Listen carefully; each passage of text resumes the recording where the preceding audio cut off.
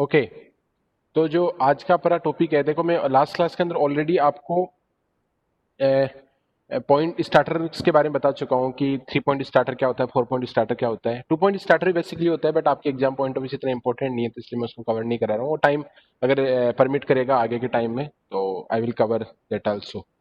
तो next topic है अपना speed control of DC motor. देखो, speed control of DC motor basically क्या चीज है और अपन इसको क्यों पढ़ रहे हैं, क्योंकि जितनी भी अलग अलग जो मशीन्स होती है अपनी, उसमें डीसी मशीन हो सकती है, इंडक्शन मशीन हो सकती है, सिंक्रोनस मशीन हो सकती है, ठीक है।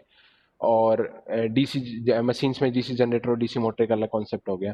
तो जैसे इस ईयर में अपन डीसी मोटर के बारे में स्टडी कर रहे हैं, अगर मोटर की अगर स्पेसिफिक बात करें, और नेक्स्ट सेशन के अंदर मतलब थर्ड ईयर के अंदर आप लोग सिंक्रोनस मोटर्स और इंडक्शन मोटर के बारे में स्टडी करोगे।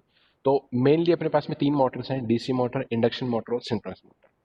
तो अगर अपन स्पीड कंट्रोल की अगर बात करें, तो सबसे जो बेस्ट स्पीड कंट्रोल हो सकता है या होता है, वो होता है ओनली डीसी मोटर के लिए।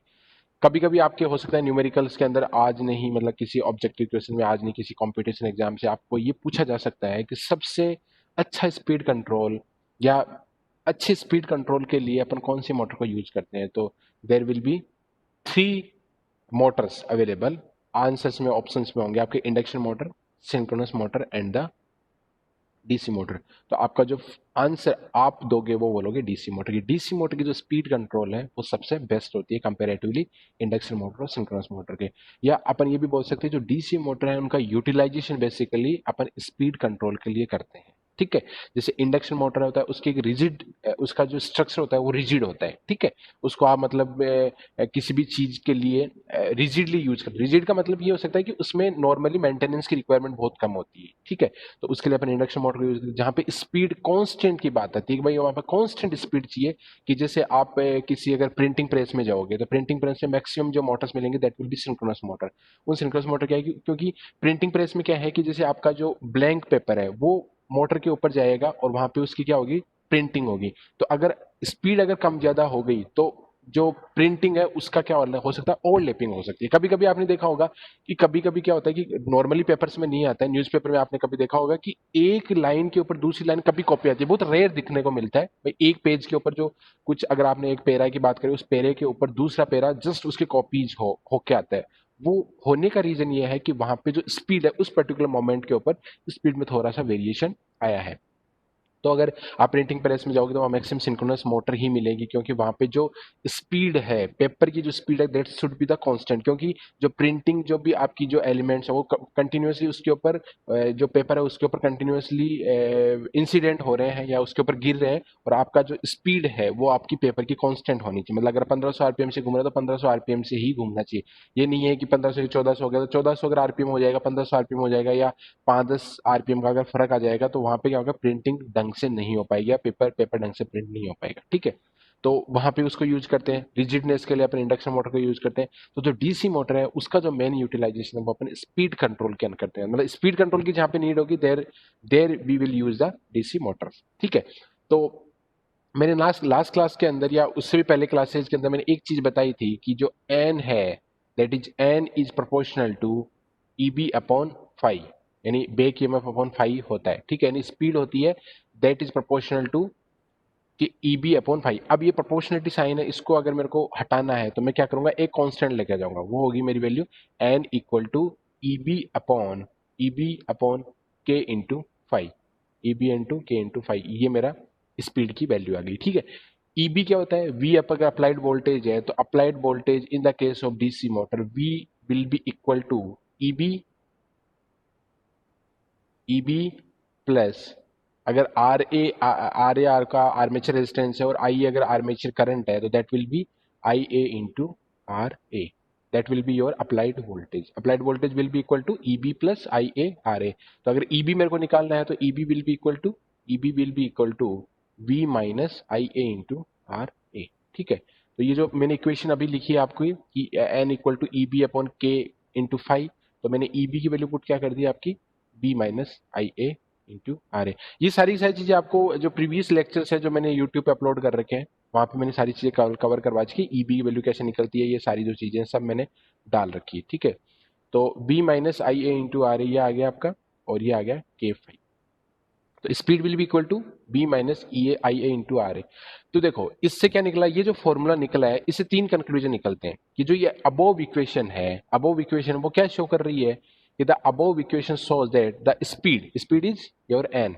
किस किस पे डिपेंड कर रही है आपकी speed? Depends upon the supply voltage that is V पे डिपेंड कर रही है। देखो चार चीजें हैं। एन किस किस पे डिपेंड कर रहा है? वी पे डिपेंड कर रहा है। आर्मेचर करंट है आई ए पे डिपेंड कर रहा है, मतलब आई ए की वैल्यू अगर चेंज करूंगा मैं तो भी मेरी स्पीड चेंज हो सकती है। वी अगर चेंज करूंगा तो भी स्पीड चेंज हो सकती है। अगर मैं आर ए की वैल्यू चेंज करता हूं that can be also change the speed. And last one is your phi. Phi या मैं बोल सकता हूं फाई फ्लक्स या फील्ड करंट, दोनों में से कोई एक ही चीज, कोई सी भी चीज, क्योंकि मैं पहले ही बता चुका हूं कि फील्ड करंट अगर चेंज करेंगे the amount of flux which is generated by the shunt field current will also change. I F change करोगे तो फाई भी आपका चेंज होगा। लेकिन देखो इसके अंदर R A can never be change, क्योंकि कोई भी आर्मेचर वाइंडिंग आप डिजाइन करोगे तो उस आर्मेचर वाइंडिंग का जो रेजिस्टेंस है दैट इज ऑलवेज फिक्स, वो कभी भी चेंज नहीं हो सकता है। मैन्युफैक्चरिंग के टाइम में अगर वायरिंग आपने कर दी, वायरिंग कर दी तो इसका मतलब रेजिस्टेंस फिक्स हो गया, इसकी वैल्यू आप चेंज नहीं कर सकते। अगर आप इसकी वैल्यू चेंज नहीं कर सकते, मतलब अगर इसकी वैल्यू चेंज ही नहीं हो रही है तो इसका मतलब ये एन भी चेंज नहीं होगा। ठीक है, एन भी आपका चेंज नहीं होगा। ओके, क्या क्या चीज चेंज होती है? वी चेंज हो सकता है, अप्लाइड वोल्टेज चेंज हो सकता है, आई ए भी चेंज हो सकती है। आई ए चेंज हो, अगर अप्लाइड वोल्टेज चेंज होगा तो I A will also change. And third one is your flux. Flux is your field current. Field current भी आपकी चेंज की जा सकती है। कैसे चेंज करेंगे वो अपन देखेंगे। ठीक है, आर ए आप चेंज नहीं कर सकते। इसका मतलब क्या है कि speed can be change only by changing the applied voltage. Second one is armature current and third one is your field flux. तो यहां पे क्या निकल गया है? Above equation shows that the speed depends upon which parameters? First one is your supplied voltage V, second one is your armature circuit resistance RA, and the field flux phi, okay, which is produced by the field current. Flux आपका field current के through है। In practice the variation of these three factors use for the speed control, thus there are three general methods. यानी देखो basically armature circuit resistance कभी change नहीं होगा, लेकिन कुछ मेथड्स हैं जिनसे अपन कैसे चेंज कर सकते हैं वो भी अपन देखेंगे। ठीक है, तो यही आपकी चीजें चेंज होती है। तो अगर आपने देखो तीन अलग अलग टाइप के मेथड हो गए, कौन कौन सी चीजों को वेरिएशन करके? Supplied voltage, armature resistance and the phi. मतलब बेसिकली आर्मेचर रेजिस्टेंस चेंज होगा तो आई ए करंट भी चेंज होगी। ठीक है, आर्मेचर रेजिस्टेंस के चेंज होगा, वो नॉर्मली आर्मेचर रेजिस्टेंस आपके डिजाइनिंग के टाइम चेंज नहीं होगा, लेकिन अगर उसके सीरीज में अगर कोई रेजिस्टेंस में ऐड कर देता हूं या उसके पैरेलल में कोई रेजिस्टेंस ऐड कर सकता हूं तो जो नेट आर ए है that can also be change. तो अगर मान लो कि आपने आर्मेचर रेजिस्टेंस को चेंज किया, आर्मेचर रेजिस्टेंस का मतलब आर्मेचर सर्किट का नहीं, आर्मेचर का एक्सटर्नल कोई रेजिस्टेंस अगर आपने ऐड किया है, अगर रेजिस्टेंस वेरिएशन कर रहे हो आप आर्मेचर सर्किट में, तो उस मेथड को बोलते हैं आर्मेचर रेजिस्टेंस कंट्रोल और रियोस्टेट कंट्रोल मेथड। आपके एग्जाम में डायरेक्टली ये पूछा जाएगा कि स्पीड कंट्रोल है डीसी मोटर के, उसके अलग अलग कौन से मेथड्स हैं? तो पहला मेथड कौन सा आपका? आर्मेचर रेजिस्टेंस कंट्रोल और रियोस्टेट मेथड।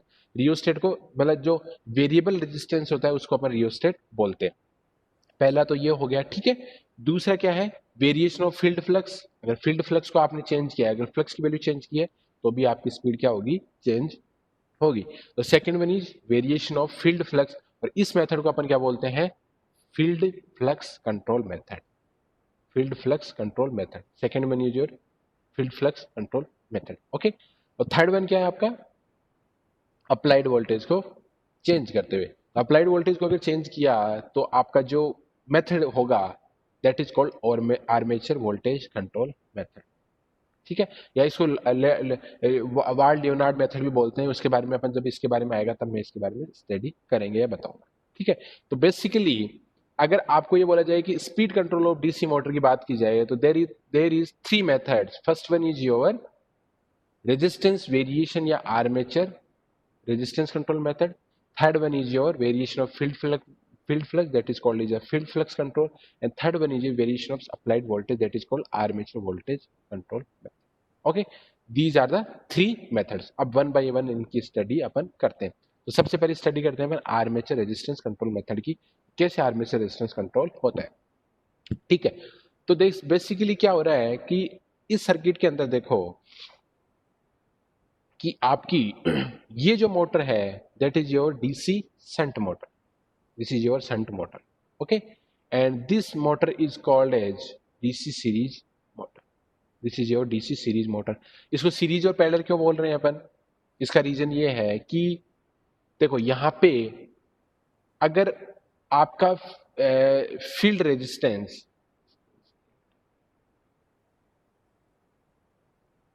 अगर आपका फील्ड रेजिस्टेंस या फील्ड वाइंडिंग अगर आर्मेचर वाइंडिंग के पैरेलल में आ रही है, आर्मेचर वाइंडिंग के पैरेलल में, आर्मेचर ये है आपका, आर्मेचर सर्किट ये है, इस आर्मेचर सर्किट के अगर पैरेलल में आ रही है तो इसको अपन बोलते हैं शंट मोटर। वैसे मैंने सारी की सारी चीजें ऑलरेडी मैं बता चुका हूँ, यूट्यूब पे अवेलेबल है सब चीजें, आप देख सकते हो वहां पे, फिर भी मैं बता देता हूँ कि शंट मोटर क्या होगी। शंट मोटर में क्या होगा कि जो आर्मेचर वाइंडिंग है उसके पैरेलल में क्या होगी, आपकी वाइंडिंग होगी, that is called your shunt motor.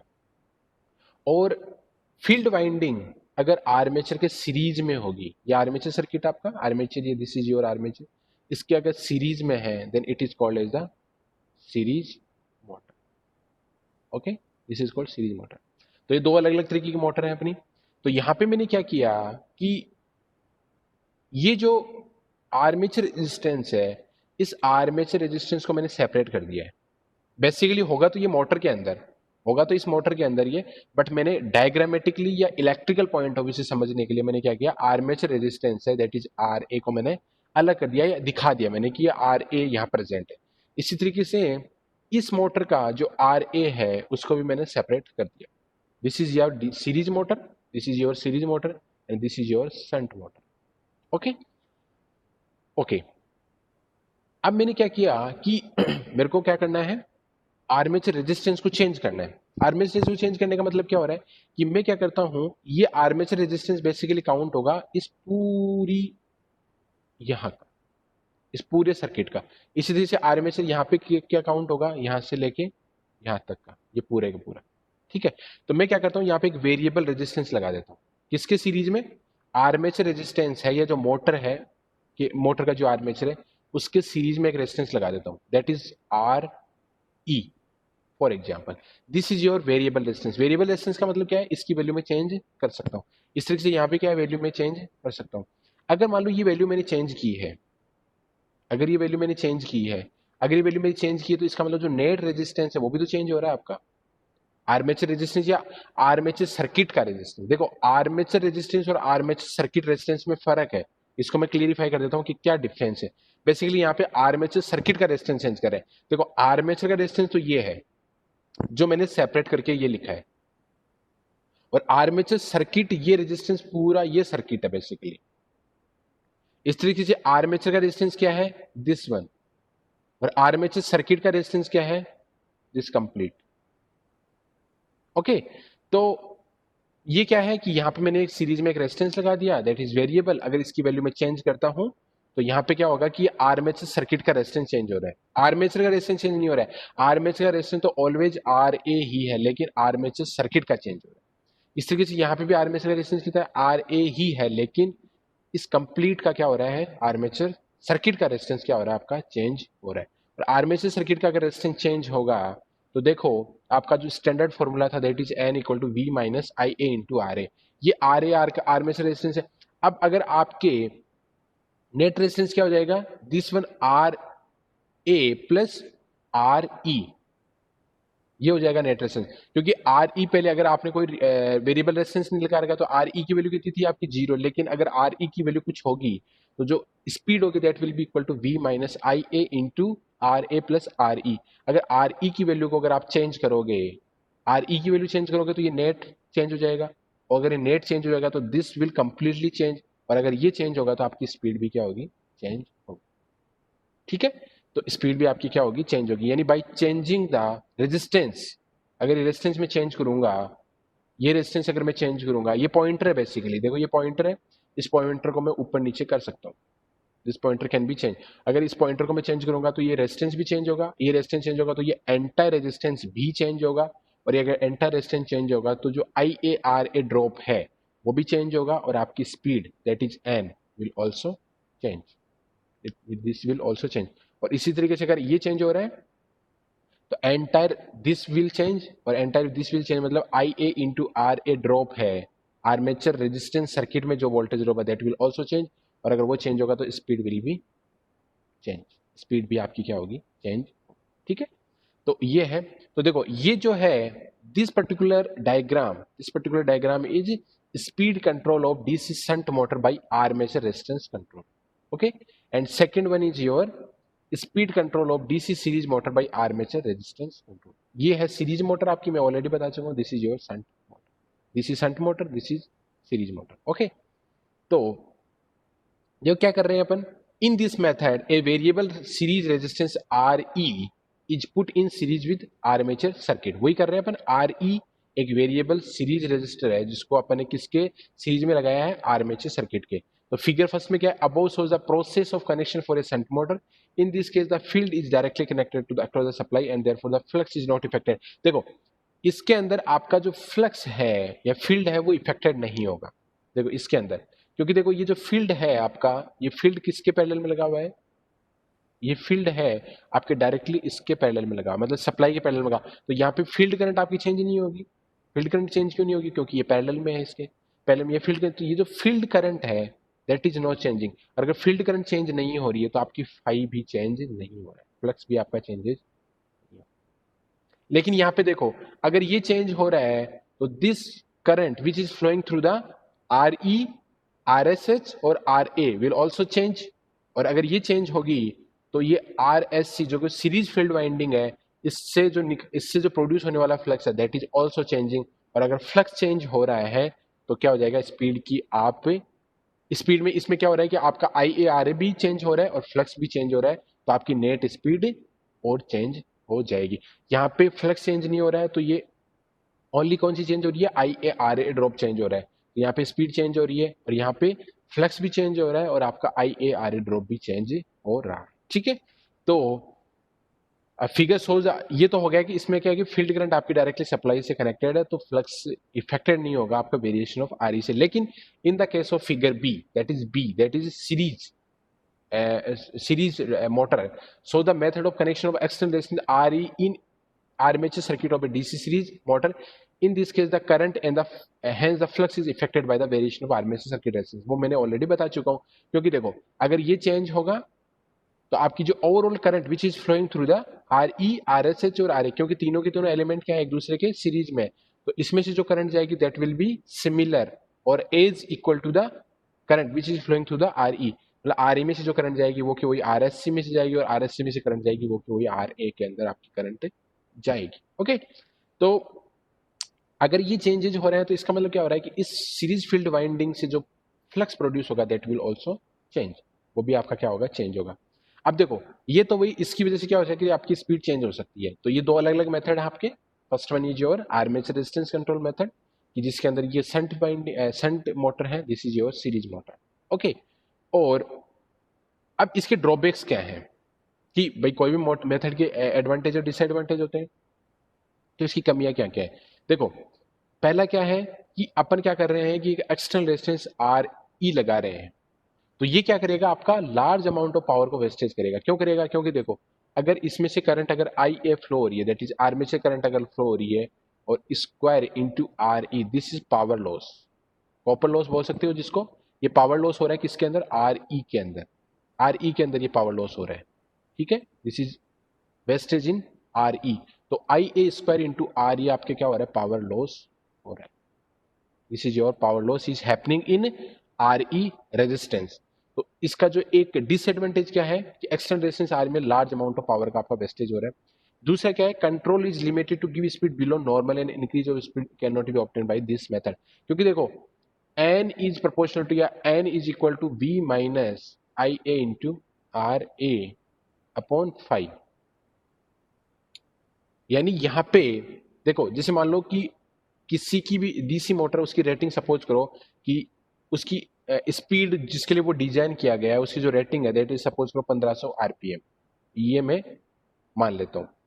अगर मेरे को स्पीड कंट्रोल करनी है तो दो स्पीड कंट्रोल हो सकती है, कि लेस देन 1500 आरपीएम जिसको बोलते हैं अपन अंडर स्पीड, मतलब अंडर 1500 से कम है तो मतलब जो रेटेड स्पीड है उससे कम, ठीक है। दूसरी हो सकती है ग्रेटर देन 1500 आरपीएम, इसको बोलते हैं अपन रेटेड स्पीड से ज्यादा किस कंट्रोल करना, ठीक है। तो इसको बोलते हैं अपन over control, this is called under control, ठीक है। तो इस पर्टिकुलर मेथड में ओनली अपन क्या कर सकते हैं, स्पीड मोर देन, मतलब जो रेटिंग है उससे ज्यादा अपन इसको कंट्रोल नहीं कर सकते, इसकी स्पीड हमेशा कमी होगी, क्योंकि देखो v minus I A R A है, क्योंकि आर ए की वैल्यू बढ़ी है, आर ए की वैल्यू बढ़ी है, आर ए की वैल्यू बढ़ी है, तो ये जो नेट अमाउंट है दैट विल रिड्यूस, अगर ये रिड्यूस होगा तो स्पीड भी क्या होगी आपकी, रिड्यूस होगी, स्पीड भी आपकी क्या रिड्यूस होगी, ठीक है। तो इसका मतलब क्या हो रहा है कि दूसरा क्या आपका डिसएडवांटेज है कि इसकी जो स्पीड है वो ओनली अंडर कंट्रोल की जा सकती है, मतलब लेस देन 1500 की अगर करनी है, मतलब 1500 आरपीएम से अगर कम करनी है तो आपकी स्पीड तो कम हो जाएगी, लेकिन ग्रेटर देन 1500 आरपीएम नहीं होगी। तो ये इसका दूसरा डिसएडवांटेज है। तीसरा तीसरा क्या है, for a given value of R E the speed reduction is not constant but varies with the motor load. अगर आप मोटर का लोड चेंज करोगे, अगर मोटर का लोड चेंज करोगे तो क्या होगा आपकी कि जो स्पीड रिडक्शन है कांस्टेंट नहीं है, स्पीड वजह से वेरीज हो रहा है लोड के साथ में। मतलब जैसे मान लो कि आपने क्या किया कि कोई एक मोटर है, उस मोटर पे अगर आपने कोई लोड लगा रखा है, इस मोटर पे कोई लोड लगा रखा है, इस मोटर पे कोई लोड लगा रखा है, अगर आप लोड को चेंज करते हो तो भी क्या होगी, आपकी स्पीड चेंज होगी। क्योंकि देखो पहली चीज तो क्या, आर्मेचर के रेजिस्टेंस से ही स्पीड चेंज होनी चाहिए, बाकी कोई भी अगर आप पैरामीटर को अगर चेंज करते हो तो स्पीड आपकी चेंज नहीं होनी चाहिए। लेकिन क्या हो रहा है कि अगर अगर आप लोड को चेंज कर रहे हो तो लोड को चेंज करने से क्या हो रहा है कि आर्मेचर करंट है दैट इज ऑल्सो चेंजिंग, क्योंकि लोड, आर्मेचर करंट आपकी लोड पे डिपेंड कर रही है। अगर लोड चेंज करोगे तो क्या होगा, आपका आर्मेचर करंट भी चेंज होगी, और आर्मेचर करंट अगर चेंज होगी तो आपकी क्या होगी, स्पीड भी चेंज होगी। यानी कहने का मतलब है कि जो स्पीड का रिडक्शन है वो लोड के साथ भी चेंज होगा, मतलब आर्मेचर रेजिस्टेंस चेंज करोगे उसके साथ तो होगा ही होगा, और अगर आप लोड चेंज करोगे तो भी आपकी चेंज होगा। तो इसका मतलब क्या हो रहा है कि इसके तीन डिसएडवांटेज है। First one is your large amount of power losses हो रहे हैं, दूसरा क्या है कि इसकी जो स्पीड कंट्रोल है वो ओनली अंडर कंट्रोल हो सकती है, मतलब under the speed he control possible है। जैसे मान लो 1000 आरपीएम है तो लेस देन 1000 आरपीएम पर ही स्पीड कंट्रोल हो सकती है, ग्रेटर देन 1000 आरपीएम पे नहीं हो सकती है, अगर 1000 आरपीएम उसकी रेटेड स्पीड है तो। और तीसरा क्या है कि इसकी given value of R E पे क्या हो सकता है, ये लोड अगर चेंज कर रहे हो तो आपकी स्पीड कम ज्यादा हो सकती है ना। और तीस इसका क्या है कि this method is only use for small Motors, अगर छोटी मोटर्स है उन्हीं के लिए अपन यूज करते हैं। क्योंकि क्यों यूज करते हैं, क्योंकि अगर लार्ज मशीन होगी तो उसके अंदर जो आर्मेचर करंट होगा दैट विल बी हाई, अगर वो आर्मेचर करंट अगर ज्यादा होगा तो उसकी वजह से जो लॉसेज होंगे I A square into R A that will also more, और अगर ये I square into R L loss ज्यादा होंगे तो जो फर्स्ट ये जो केस है इसमें लॉसेज और बढ़ जाएंगे, लार्ज अमाउंट ऑफ पावर आपकी वेस्टेज होगी। तो this is complete about the armature control method, first one control method जो मैंने आपको बताया है कि कौन सा मेथड है, speed control of DC motor में आर्मेचर रेजिस्टेंस कंट्रोल मेथड। अब अगर इसके अंदर किसी को डाउट है तो ही और see can ask to me. Next जो दो आपके जो होंगे, second one is your field control method and third one is your armature voltage control method, वो नेक्स्ट क्लास के अंदर मैं आपको बताऊंगा। अब किसी को डाउट है तो वो मेरे को पूछ सकता है। सर लोड को कम करने के बाद उसकी स्पीड बढ़ेगी क्या? लोड को कम करने पर हाँ अभी बताता हूँ, जस्ट वन सेकेंड।